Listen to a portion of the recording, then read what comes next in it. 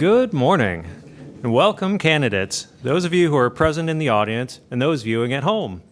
As a courtesy to all present, please silence your cell phones.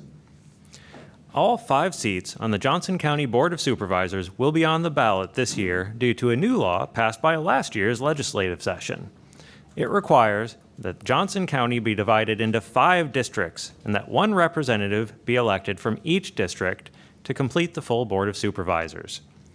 Johnson County voters will be able to vote for only 1 member of the board based on where they live. This is the primary race candidate forum for the Democratic nomination for the Johnson County Board of Supervisors, District 2. District 2 seat will represent the eastern part of the county, including Solon, Hills, Lone Tree, West Branch, and a portion of eastern Iowa City. It will be a 2-year term. All candidates today are members of the Democratic Party. The Republican position on the ballot is uncontested. I'm Shannon Patrick, member of the League of Women Voters of Johnson County, and I will be moderator for today's forum. This forum is being live streamed for rebroadcast on 3 public education and government channels in Iowa City, Coralville, and North Liberty, and is being live streamed on the League's Facebook page. Please see the relevant television stations' websites for their scheduling. The League of Women Voters is a volunteer, nonpartisan organization that neither supports nor opposes any party or candidate, which is why we have the policy that campaign literature is welcome outside of this room and following the forum, and that no buttons, signs, or literature can be worn or distributed inside this room. The League does take positions after considerable study on issues and acts to influence decision makers on those issues. We work not only to register voters, but also to provide them with information on issues and to assist in participation in government. Membership is open to anyone 16 years of age or older. Join us. We can use your time, your talent, and your financial resources. League members advocate and inform voters. Democracy works best when more people are involved. Find us at www.lwvjc.org. The views expressed in this forum are those of the candidates. All viable candidates have been invited to participate. After the candidates have been introduced, they will each have 2 minutes for opening remarks. We will then present questions to them, starting with 1 from the League, followed by 1 submitted by cards from you in the audience. League members are distributing cards and pencils for you to write questions on. You may submit as many written questions as you wish. Hold up the cards, and a League member will magically appear and collect them throughout the forum. They will be brought up to me to read. Questions that fall into the same general category will be consolidated. If time does not allow for all questions to be addressed, you may contact the candidates directly after the forum or at another time. Each candidate will have 1 minute to respond to each question. Due to the time frame, there will not be time for rebuttals. Near the end of the scheduled time for this event, each candidate will have 2 minutes for closing remarks. Speaking order will be rotated throughout the morning. Kathy Eisenhower, League member, is our timekeeper today, using cards to alert candidates to when time is about to be up and when time is up. Jessica Andino, Janet Godwin, and John Green are seeking the District 2 position on the Democratic ballot. One of these candidates will advance to the general election in November. Audience members, please write your questions on the cards provided and pass them to League members, who will again pass them to me. Let's get started with opening statements. Please speak directly into your microphones so that you can be heard both by those in the room and those listening to the broadcast. Let's begin with 2-minute opening remarks, starting with Jessica Andino. Thank you, Shannon. Good morning, everyone. I am Jessica Andino. I want to start off by saying thank you to the League for hosting this. I'm a proud member of the League of Women Voters, and I encourage you all to join us. I'm a lifelong Democrat, and I'm a lifelong Johnson County resident. I'm a graduate of Solon High School, and I decided to stay close to home because Johnson County is just that great. I attended the University of Iowa and obtained my undergraduate degree in 3 years, and then I started working at UIHC. Throughout those 7 years, I also obtained my master's in public health, and I enjoyed the University of Iowa so much that now I'm actually a PhD candidate at the College of Public Health. I look at the interaction between housing and health, specifically for those in manufactured homes or mobile homes in our community. I also am the executive director of the Johnson County Affordable Housing Coalition, which is an advocacy group here locally, and I own 2 small businesses that you might have seen around town. My focus as a supervisor will be on respectful and land use and housing, transparent government, and then also fulfilling our responsibilities for fiscal management. I've been a proven leader across nonprofit, public, and even government sectors before, and I take a collaborative and proactive approach to being able to get things done for all communities and all residents that we seek to serve. With that, I'm going to ask for your support on the June 2nd primary. Thank you, Shannon. Next, Janet Godwin, your statement. Thank you, Shannon, and thank you to the League of Women Voters for hosting this forum, and thanks to each of you for showing up today on a Saturday and engaging in this important process.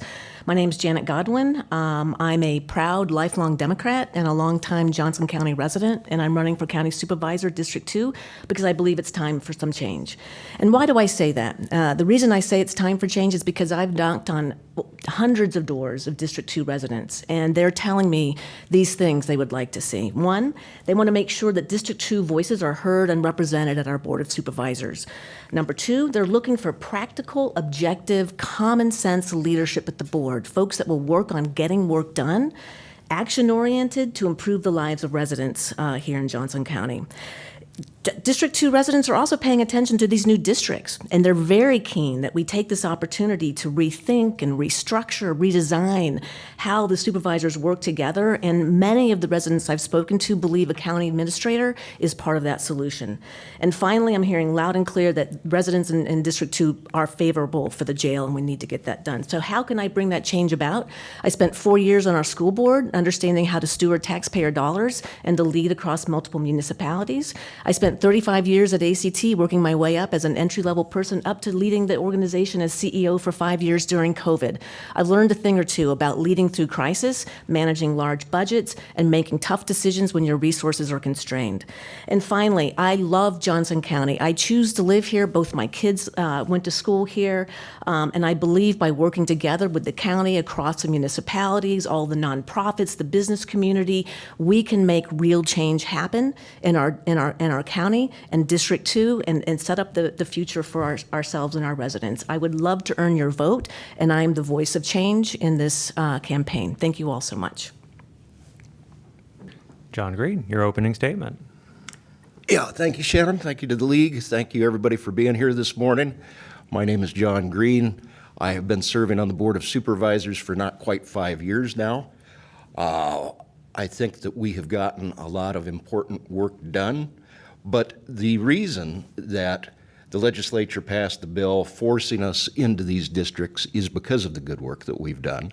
And the reason that there's so much interest in this process right now is because, to Janet's point, this is an opportunity to really shake things up. The question is, judging by how voters have voted in the most recent election, is a big shakeup what we want? That's not what I'm seeing. What I'm seeing is steady leadership, good decision-making, prudence, and a steady hand is what we need. If you think of Johnson County as an organism, the government of Johnson County as an organism, switching to districts is already a big shock to our system. To try and overhaul the form of government, to institute a county manager at this point, would just add more disruption. So what we need is to transit through these troubled times, and I believe that I have provided that leadership. If you look at the work that I've put into the jail, it's been a 2-year process, and we're still not there. I'm afraid that if we change horses midstream, it's not going to get done. So I ask for your support for my continued leadership in District 2 on June 2nd. Thank you. Thank you. Our first question comes from the League of Women Voters. With the change in the law, Johnson County has been divided into 5 districts to elect county supervisors, and people will vote for the individual running only in their home district. The elected supervisors will join the Johnson County Board of Supervisors and work for both their districts and for the county. How will you balance the expectations of your district with county-wide needs? How do you expect this change to affect the work of the board? Starting with Ms. Godwin. Thank you so much. It's a wonderful question. I've given this a lot of thought. And as I've spoken to so many District 2 residents, they do want to have their voices represented because Johnson County is not one size fits all. Solutions for core central Iowa City may not be the right solutions in Solon, Lone Tree Hills, and the unincorporated areas of the county. So there's a real opportunity to be able to represent fulsomely the needs of District 2. I will say, though, those needs need to be represented along the greater good of what we're trying to accomplish at the county. We need to have a strong vision. We need to have a strong strategy. We need to understand how to make priority decisions.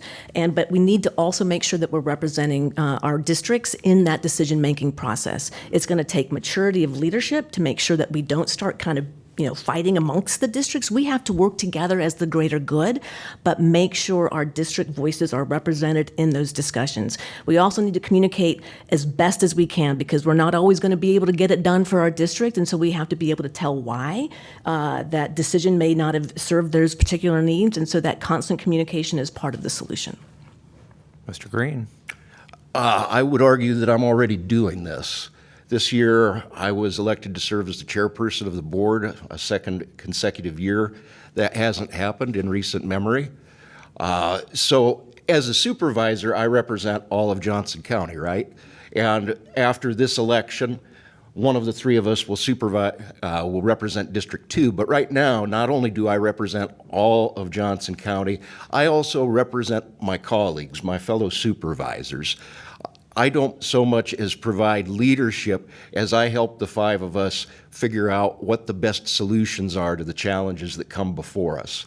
And so I am very appreciative of the endorsement of my colleagues of asking me to lead us through this tumultuous time. It's another example of steady leadership. Thank you.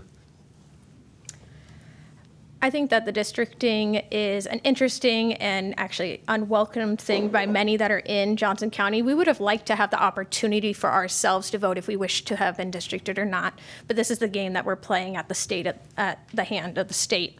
I do believe that it provides also an opportunity for us to listen to the small towns and unincorporated areas or certain sectors that just haven't been heard.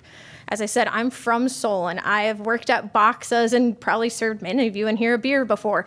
We actually have been ignoring some voices that are out in District 2, and so I'm really happy to be able to go forth and reach out to them. I also think that it is extremely important to my colleague's point here is that we need to work together in a mature manner to meet the needs of the greater organism, as John had said, of Johnson County. I think myself being born and raised here, having parents that are born and raised here gives us a really unique perspective of those different communities and how we can hopefully work with District 3, District 4, and so on to make it the best we can be. Right. Our next question, as we start to dig into some of the things that came up in opening comments, are you in favor of moving to a county administrator model? Why or why not? And if so, do you believe that that should come from the Board of Supervisors pay, which exceeds $100,000? Starting with Mr. Green. As I've said, no, I don't support that change, both because of the disruption, but I think it critically misreads the political moment that we find ourselves in. Hiring an unelected county administrator simply places more distance between the will of the voters and the execution of county government. Right now, we are already losing a lot of that connection by virtue of the fact that we only get to vote for one supervisor in the upcoming election instead of all five, as has historically been the practice here. And so I think that now is not the time to further insulate the decision-making of the county from the will of the voters. And that is going to be one of the big outcomes of transitioning to a county manager. I think that we are proposing a solution before we fully understand what the issues are at hand. So we can all pretty much agree that there needs to be a change, and when that change happens, we're not quite sure. But we need to actually dive deep into the possible solutions before we fully commit to a managerial position within the county. I think that Erin Shane, our executive director, does a fabulous job right now. Could it be as simple as improving the duties of Erin and making sure that they have a stronger hold on what we do here in the county? Is it a different model that we haven't even looked at or considered? There just needs to be more research into it. I'm not for it. I'm not against it. I say it's something that we definitely need to look into to make positive change for residents. Thank you. I've already said that I do support the county administrator role. One of the reasons is what I'm hearing from both the surveys that were done for the strategic planning process and some of the issues that came forward in terms of concerns around silos within the departments, feelings that the supervisors were maybe micromanaging in some of the departments. I think the consistency of a county manager would provide oversight of the overall departments in the county to bring those departments together, to bring a comprehensive solutions together to bring to the Board of Supervisors. I think there are benefits in hiring a county manager, someone who's got the credentials of leading in a county government like this. It's not an easy job. We need people who have the credentials and the qualifications to be able to do that. I think one of the things about that we need to protect against, though, is that you'd have to have a very strong Board of Supervisors who would be skilled at managing their employee, meaning making sure they're performing, making sure that they're still aligned with the direction and the strategies of the Board of Supervisors. You can't have a rubber stamp board and have a county manager. So this board has to be strong just as the county manager needs to be strong. Next to the legislature.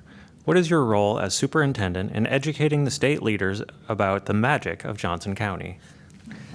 Starting with Ms. Andino. Of course. So I already hold a position at the Iowa Housing Partnership, which is a statewide entity that is working on housing initiatives from the unhoused to apartments and at-rate market housing. And so I'm already taking an active role beyond Johnson County and demonstrating in those leadership committee meetings how special Johnson County is. We are unique. People love to be here, and that is why the cost of living is so high. It's why we're also being attacked. I think that we need to make sure that we have not only dialogue with our local representatives, who many have been in this room today, but reaching out across with our lobbyists and then directly as ourselves as residents with those leaders that are in Des Moines that may or may not politically align with us. It's extremely, extremely important that we reach across the aisle in order to make effective change here locally, or at least not have worsening outcomes that are being put on by the state. I'm a big champion and cheerleader of Johnson County. I moved here in 1987, and I still call it my home. I choose to live here because of the quality of life that we have and the ability to improve it. The Board of Supervisors has an opportunity to continue the kinds of partnerships that the board already has and cultivates with business communities, nonprofits, other advocacy organizations, and to take that voice to the State House to advocate for or against different legislative bills that are being put forward. But I do think that is part of the board's job, is to be that voice, that advocate, that convener, that would advocate for matters that are important to our county. It's another reason why I believe the Board of Supervisors needs to have a county manager so the board can actually do more of that work. They can have more time to spend on advocacy and going to Des Moines and advocating for bills and laws if we've got a county manager who's taking care of and working more directly with the department heads in the department. So I think it's a huge part of our role, and we need to continue to do that. Johnson County is one of 5 county members of an organization called the Urban County Coalition. It's our lobbyist firm, basically, to lobby the legislature. We have a little bit of a joke amongst ourselves that the best way to get the legislature to advocate for something is to say that we're against it, and vice versa. With the exception of you folks in this room, the legislature knows what Johnson County is doing better than most of our own residents do. That's how close of attention they pay to us. I'm also the chairperson of the East Central Iowa Council of Governments. And I think that a good way for us to tell our story is through interaction with other local governments, whether it is lobbying with UCC, whether it's resource sharing with ECOG. We need to form these partnerships, and we already provide excellent services, not just to Johnson County residents, but to our neighbors as well. And hopefully, we can get some money from our neighboring counties to help support those services. Next, what have you done to build a coalition to support the jail bonds? Oh, sorry. Is it me? I'm up, right? Yes, thank It's you. Right to you. So this one I feel very strongly about. It's actually the current board that's going to get this bond passed in November. As a candidate, if I'm lucky enough to win the primary and get to the general election, we're voting on the same day. So the current leadership on the board needs to be vocal about the why, about what the language is in the referendum, and to be out there fulsomely leading the charge, educating our residents and voters about why this is so critically important for our county. We need to get 60% of the votes to pass this bond in November. That is a big number to get, and it's going to require a sense of urgency, advocacy, voice, leadership, presence in the community, advocating for this change. And so I personally am if I had the referendum language with me today, I would be door knocking about this today. We don't have that referendum language yet, and I think it's actually holding us back of educating the voters in this primary season. We don't have the referendum language yet because this is a big, tumultuous issue. Another reason I believe that I was reelected as chairperson of the Board of Supervisors is because I have been shepherding the progress on this jail program probably more than any other supervisor. A lot of the work that I've been doing, a lot of the coalition building I've been doing is out of the public eye. One good example of that is finding a site to build a new jail. We can't talk about that publicly, but I've been doing an awful lot of work trying to find a responsible, affordable location that potentially might bring other benefits to the community.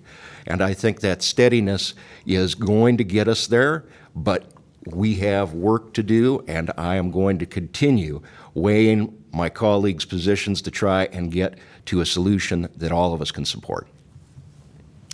I'm going to echo a lot of what has already been set up here as the third one to speak. I haven't stated my direct position, though, on the jail. I did have the honor to tour the jail with Sheriff Kunkel over here on March 30th, and it is atrocious in which we are placing our residents and placing our staff. So my position is, just as my colleagues are, we need a new jail, and I definitely appreciate the current Board of Supervisors for taking on that initiative because it will be on the June 3rd ballot. I've been successful in other campaigns, and I continue to hopefully do so with the jail, such as the local option sales tax that was pushed forth in Iowa City, North Liberty, and Coralville. And the Johnson County Affordable Housing Coalition was a strong advocate for the direct language to include affordable housing within that bill. I put in the work. I met with individuals, I met with council members, I met with managers, and we got that through the finish line outstandingly because of the work that myself and my colleagues were able to put in. I will be doing the same as my colleagues here stated, knocking doors and making sure that as I am out there talking to residents, they're hearing what we need as a community, which is a new facility. All right. How will you communicate with county residents, especially in unincorporated Johnson County? Not everyone is on Facebook. Starting with Mr. Green. I am on Facebook and I hate it. I had actually deleted my account before I ran for supervisor, and when I came back onto the platform in 2021, I thought, holy cow, how have they managed to make this even more poisonous in the 3 years that I've been away? One of the stated goals of the legislature in busting us up into districts was more rural representation. Lisa, are you back there? Okay. You've already got 2 rural representatives on the board. Johnson County residents have figured this out over the years. I live down at the bottom of the Sand Road, right across the river from the Riverside Casino, and, that's where I live. That's who I talk to. My family came to Lone Tree after Sherman's March to the Sea in 1865, so I've been in the area. As maybe you that follow me, I am very active on social media. I'm probably the youngest candidate out of any district, so it's within my fingertips and within my purview to post on Insta and Facebook a lot. But I'm not naive to the fact that not everybody, including my parents, have any idea what even Instagram is. So it takes hard work and dedication to actually get yourself out into the communities. I've already hosted listening stations in rural Solon, in Hills, in Lone Tree, and my work in community engaged research really proves that I am dedicated to going out to people instead of expecting them to come to me. But it's not just social media. but it can include social media. It can include going and sitting out the South District Market and eating and talking to friends. It can go to Big Grove and talking to people there, but it's also going to pre-planned programming like senior lunches and dinners where we're actually getting out to those folks and not being afraid to ask, how are you today and how can I help you? What are your issues that are affecting your family and how can we make Johnson County stronger? I've lived in Scott Township for 15 years, and so I live in the county. It's a fringe area of Iowa City, and I think my experience, the best way to get to voters is to go meet them where they are. As I've said, I've knocked lots and lots and lots of doors in this campaign so far, and these folks are not feeling heard. They don't feel like their voices are understood. They don't feel like their needs are appreciated. They feel that so much of the current supervisors are focusing on central Iowa City matters and not paying attention to what's happening in the unincorporated and fringe areas. So my commitment, if I'm lucky enough to earn your vote and move past this primary and win the general, is to be able to create networks of folks and meet residents where they are. I'm not a huge Facebook fan. As a CEO of ACT, it got very toxic for me, and so I am now more face-to-face communications, gatherings of people, and I would strive to create those opportunities if I were an elected official in the county here to bring people together to talk about what matters to them and where they are, not in Iowa City, and not on tools that they're not used to using. Next, how are you most similar to the other District 2 candidates? What sets you apart and makes you worthy of my vote? Starting with Ms. Andino. How are we similar? I think I've talked to both of these individuals at length that there are probably more similarities than differences between us. We all three have a very high passion for serving our community and for being there for Johnson County residents. How we are different, I think that I have the most amount of energy, for good or evil, that can be out there. I often state that I'm fueled on caffeine and dreams because that's how I'm able to finish my PhD, be a nonprofit leader, own 2 businesses, and also have a 4-year-old at home. I think that I have a different proactive instead of reactive approach that it really takes to be able to to be within our community and serve the community to the best of its ability. So thanks to both Jessica, John, and all the current supervisors and candidates. This is a hard job, and I appreciate anyone who wants to put their hat in the ring and to do this work. I think we all love Johnson County. We care about the people, we care about our land, we care about our residents, and we all want to make things better for residents of Johnson County. I think one of the things that I'm similar with John is John talks about being a fighter a lot. I'm a fighter. I will stand up to injustice. I will stand up to the state, but I will do it in a way that's action-oriented and will bring results to our citizens, not in a performative way, but for actions and results that people can feel in their lives. I had experience when I did it on school board, and I will do that as a supervisor. I think Jessica and I are different. You mentioned the age difference. I think what I have is maturity of leadership, lived experience in multiple formats and contexts, and all of that experience, maturity, temperament, ability to collaborate, bring people together to bring solutions to the people in Johnson County. That is something that I have experience in, I think, above and beyond my 2 esteemed candidates here, and that's what I would bring to bear if I am to win your vote. Well, what we have in common is all of our names start with J, and on the ballot, all of our names will be followed with the letter D. I do think that we share a lot of the same values, some of the same goals. Of course, we're going to talk about contrasts in just a moment. But, you know, at the end of the day, the experience of not only 5 years as a supervisor, but a term as mayor of Lone Tree, you know, I know what it's like to manage both small towns and one of the largest counties in the state. I have a proven track record. I do the work. And a lot of the time, like I mentioned with the jail stuff, a lot of the time that isn't necessarily highly publicly visible. And that's okay for me because I can also find the limelight when I need to. You all remember the Charlie Kirk thing. And, you know, however you feel about that, I got a lot of blowback for that, a lot of threats, but I did the job. All right. As an interesting follow-up, guns are the leading cause of death for children and teens in America. As a Be Smart for Kids partner, the county performs secure firearm storage. Could the county also benefit from a gun violence prevention advisory committee? Starting with Ms. Godwin. It's a great question, and I actually think that is something we should look into, creating that kind of committee. Gun violence we stand out in the entire world for the lack of gun safety that we have. We're worse than terrorist nations because we are not taking care of limiting access to and securing guns when people have them. So I applaud the work the county is currently doing in that regard, and we have to do more. And we need to do everything that's within the county's purview to continue to educate. If it's a committee, that's something that we can bring community holders and residents together to talk about how we can do more in Johnson County, whether it's in our county buildings, whether it's in our public buildings, in our schools, and businesses. This is something that we have to collectively work on because it is a blight on our society that gun violence is so pervasive and lethal as it is. It's a blight, and we need to do something about it, and Johnson County needs to dig in on that.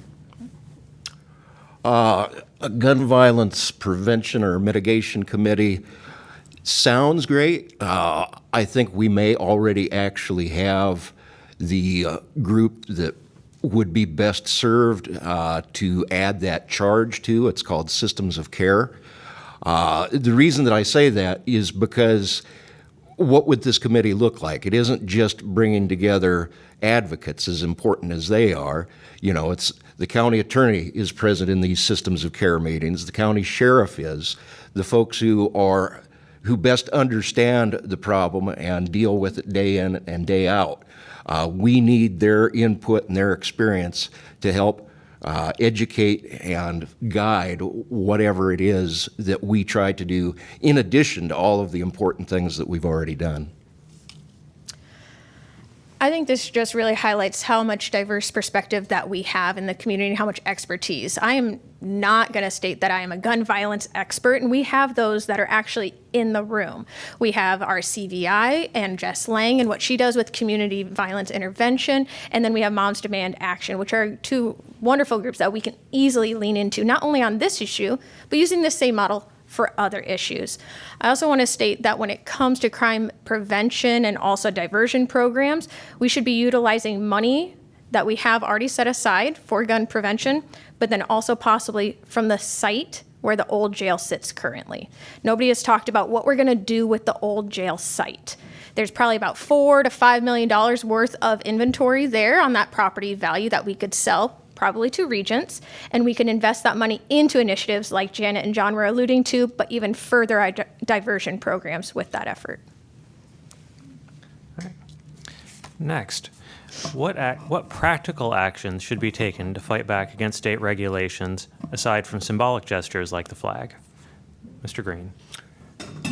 The legislature is part-time. We are full-time. And so we have the advantage of we can work to mitigate against the horrible legislation that flows out of Des Moines year-round. We could see what's coming, and we could take action to work around it. Sometimes virtue signaling, without action is an empty thing, but also virtue signaling is important for the community to see that we are willing to do the hard things and to take the hard stances. But sometimes, like I just said in my previous answer, sometimes you do have to work quietly behind the scenes to mitigate some of this stuff, and I think that we do a pretty good job of that. I feel like John's in my brain sometimes. Because I was going to say, there are a lot of things that we do in the county that doesn't have to be elevated to the state level. We don't need to sensationalize issues when we're getting the real work done for our residents and with good community-based organizations that are not under the purview of our state legislation. I also think that it takes us to be creative to put forth bills like what we did this last year under 562B, which is tenants' rights for manufactured home residents. We as Johnson County Residents United, a group of residents that sit within my office every other week on a Tuesday evening, talk about the issues, and they actually drafted a bill that was sponsored by the state to make effective change here. So I think that we can take a more proactive approach with our residents to fight those issues that we are wishing to have at the state level, while also doing the good work here that doesn't have to be in the purview of the state. One of the reasons I'm running for County Supervisor District 2 is because I believe so strongly in local control. And the fact that the state is continuing to erode our local control here in Johnson County needs to stop. And one of the best ways we can combat that is by doing our work the absolute best we can. Not necessarily the performative virtue signaling activities, but the work that's improving the lives of residents in Johnson County. And we can affect that through partnerships between the county, nonprofits, municipalities, business communities, chambers of commerce, in all of our municipalities, and we can actually do work here on the ground to improve our lives. So that, I believe, needs to be our number one priority. Our second priority then can be to pull together advocates, advocate for legislation that we believe needs to be passed that can help not just Johnson County, but our state more broadly. And then the other thing I think we can do is help elect other elected officials. Get other Democrats in office at representative levels, Senate levels, Chris Jones, Secretary of Agriculture. Like, we need to be helping to elect other officials in this state because we've gone backwards generationally. And it's going to take time for us to get people back in office. Thank you. Right. Next, what are your budget priorities? How do we address unlimited needs with limited resources without consistently raising taxes? Ms. Andino. I think that it's a perfect time to pose that question because the county is going through a strategic planning audit in which we are discussing with residents, with with county department heads, and with elected soups as they are right now to see what should our investments go to. What are our residents needing? Is it potholes in roads like we heard about in the last forum? Is it a new jail facility? Is it an admin person that needs to be able to supervise over the entire county? We need to meet the priorities of our residents, and only by hearing directly from them are we going to be able to do that equitably in this next year. Never enough resources for all of the needs. The county is doing strategic planning in the midst of identifying vision, mission, what the key strategic areas are, and most importantly, what the objectives will be against that strategic plan. With a good, strong, clear strategic plan that gives you the guardrails and the framework for which to make investment decisions.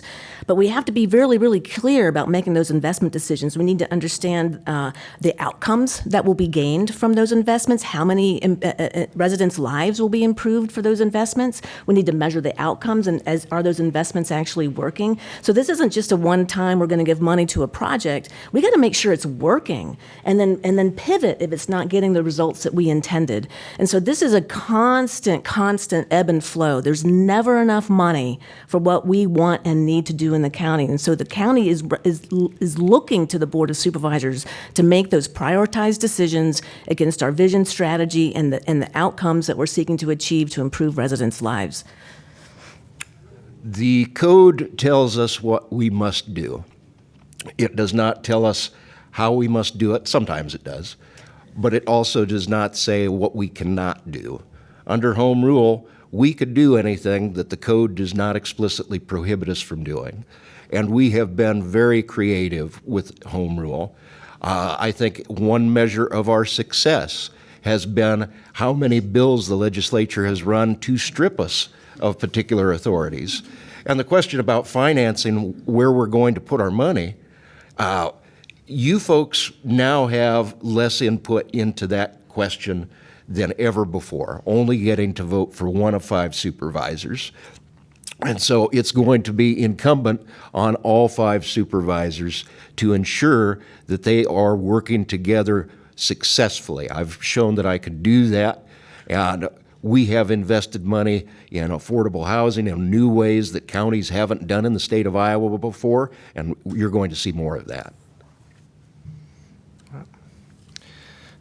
The most recent land use plan was developed in 2018. When do you think it should be reviewed and updated? Starting with Ms. Godwin. That's a great question.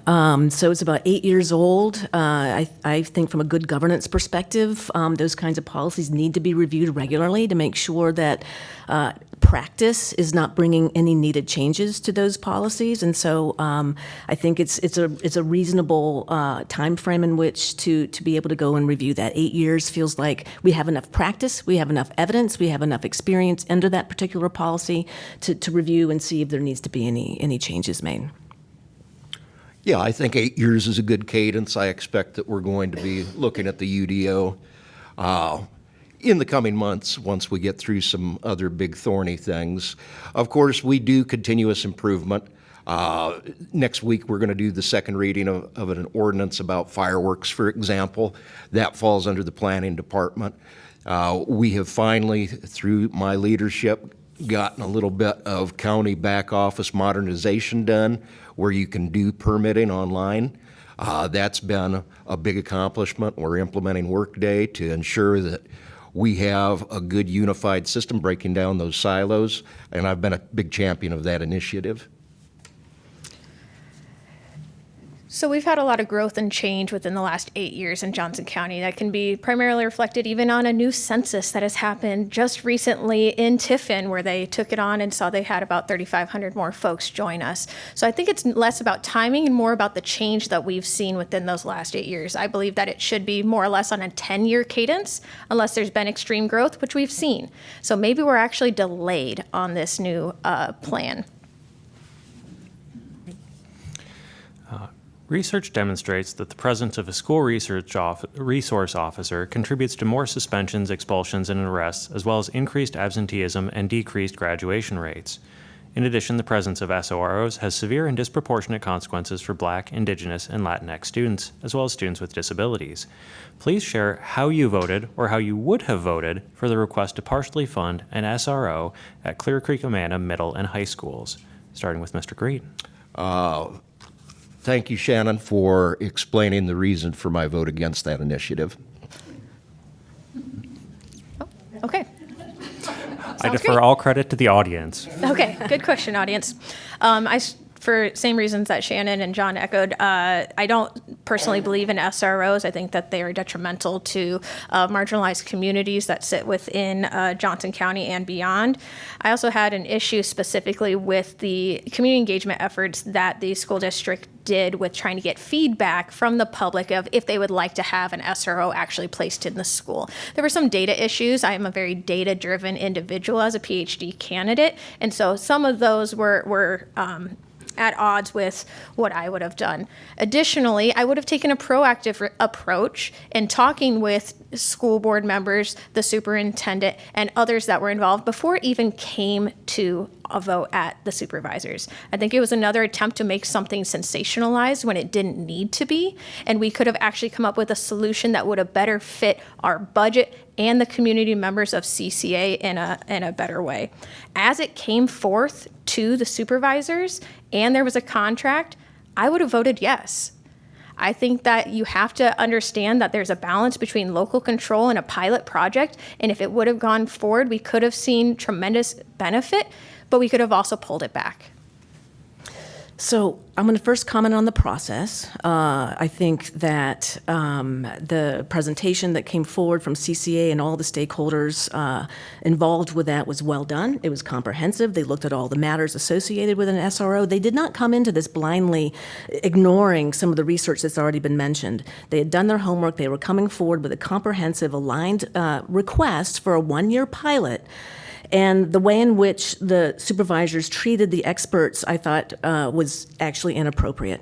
Not giving them the opportunity to finish their presentations, sort of lecturing about the value of SROs, et cetera. I have experience with this. I was on the school board in Iowa City Schools, and we chose not to bring SROs into our classrooms. We did the same kind of homework that Clear Creek Amana did. We looked at our student populations. We looked at the behavioral and the office referrals. I spoke personally with the chief of police to find out how this would work, and if we didn't have an SRO, could I count on the chief of police to provide the kinds of resources we needed in our schools? And for the reasons that were contextualized for Iowa City, we voted no. But in my opinion, the vote for CCA was another example of what Johnson County is not one size fits all, and our current Board of Supervisors is focusing on an Iowa City-centric position and not being open-minded to other communities in our county. Right. And unfortunately, we've got time for just one more before moving to closing statements. Okay. Can't quite get through them all. What leadership skills do you bring to the board? Starting with Ms. Andino. I attempt to always lead with a listen first to the affected residents, hear what they would like, and find an approach that fits best for them. I sit with that in many different facets of affordable housing, whether it's those that are unhoused and how they wish to become housed or supportive services around them. And I lean into the experts that are within those fields because, let's face it, none of us are experts at everything, okay? But as I look around the room today, there are a lot of experts in a lot of different fields here. I also like to bring people up along with me, providing tools and opportunities for those. So I do that even at the Affordable Housing Coalition by hiring new folks that have maybe not a lot of hard skills, but some soft skills that will then be able to put them into future positions to help not themselves, but also the community that they're going to be serving. Leadership is the topic that matters most, especially with elected officials. Leadership means being humble. Leadership means leaning on experts. Leadership means knowing when to ask for help because you do not have all the resources that you need. Leadership means standing up and owning issues if something's go awry and it's under your watch. You stand up, you own it, and you talk about how that's not going to happen again. Leadership is also about accountability. Is making sure that we're using our taxpayer dollars in the context of a supervisor, that we get the outcomes that we're trying to get with taxpayer dollars, and that's being held accountable to our residents. And it also means being incredibly humble, because we are humans on this planet as leaders, and we have to get our energy from other people. And for us to be able to learn and listen and hear what's really needed to be done, we can't have our own personal opinions get in the way of that. So that humility is incredibly important. Leadership is the first and foremost most important aspect of being an elected official. I've been doing this in senior leadership roles for decades. I have what it takes with that leadership skills. This is a bit of an exaggeration, but I like to joke that a supervisor's job is to be the dumbest person in the room. Not because I don't think all five of us are whip-smart individuals. The three of us I feel the same way about. But yeah, the county government deals with a lot of varied things. And we have to bring together people who are knowledgeable and then use our values and use our broad insight into all matters of the county to figure out how to expend precious resources, whether it be time or money. If you watch a meeting of the current board, which I chair, you will notice that I always speak last. I want to hear what everyone has to say, and I want to facilitate the five of us getting to the best conclusion that we can. It isn't easy because the five of us are all big personalities with strong moral judgments, and I appreciate that of all my colleagues and everybody who runs for office. But I think you've seen that I can do the job. Thank you. We'll now move on to closing statements. Each candidate will have 2 minutes to make their closing statement, beginning with Ms. Godwin. Thank you. I wanted to speak from the heart in closing. I didn't actually have prepared remarks. I love Johnson County. I've lived here since I was 21 years old. I've voted in almost every election here in Johnson County. I love it. I love the people. I love our community. I love the people who do hard work here, and I believe in what we can do together. I'm running. I just retired in December, and I'm now entering this race because I care deeply, and I finally have the time to be able to put into something locally to make a difference. I can't always control. None of us can, the craziness that's happening at the federal level and the state coming in after us. But what we can do is work together with a vision and a strategy and collaboration and shared values. We do that together, folks, in a way that we are holding people up and not pushing people out. We can make it better here. And that's why I'm running for supervisor. That's why I'm seeking to gain your vote. And I would love to continue the conversation with you. Thank you. I feel incredibly honored to be here today, and I appreciate you spending your Saturday talking to us. Mr. Green. Thank you for your time this morning. I appreciate the conversation with my fellow candidates. I am indebted to the league for putting this on. It has been a tumultuous 5 years during my tenure on the board. I hope that I have demonstrated to all of you that I do the work, that I have the temperament, I have the values to help guide us forward. And this is going to be an incredibly tumultuous time the next couple of years as we settle into the new cadence of these districts. And I think I have shown that I have that temperament. There's a reason that I got elected chairperson 2 years in a row, which hasn't happened here in living memory. We need a steady hand to make it through these times, and I think I provide that. Thank you. I would ask for your support at the June 2nd primary.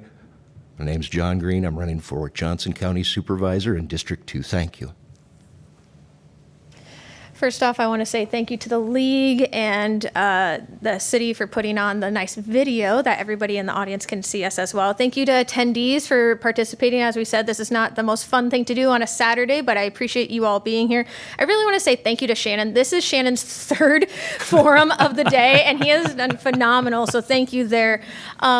And in my closing remarks, I really just want to say I have spent my entire career as Johnson County's true homegrown leader. I've led with residents and for residents because I truly believe that county decisions are not an abstract thing that supervisors just get to do. They really affect the lives of working families, of senior citizens, of children, and everybody else in between that love and wish to call Johnson County home. I would be extremely humble and thankful to receive your vote for Johnson County Supervisor District 2 on or before June 2nd. All of my information is on my website, on my social media, but I'm a person that would love to be able to talk to you, your friends, and family to see how we can strengthen Johnson County together. Thank you. Thank you, candidates. Thank you to those of you in attendance, to those of you who submitted questions, to those of you watching at home. Also, thank you to the Senior Center and the staff of our local television station for making this videocast and live streaming possible. We would like to remind you that the views expressed in this forum are those of the candidates, and that sponsorship of this forum is not an endorsement of any candidate. May 13th is the first day for in-person early voting and the first day that mailed ballots may be sent. June 1st is the last day for early in-person voting. Remember to vote in the primary on or before June 2nd. Good day and good luck. Thank you.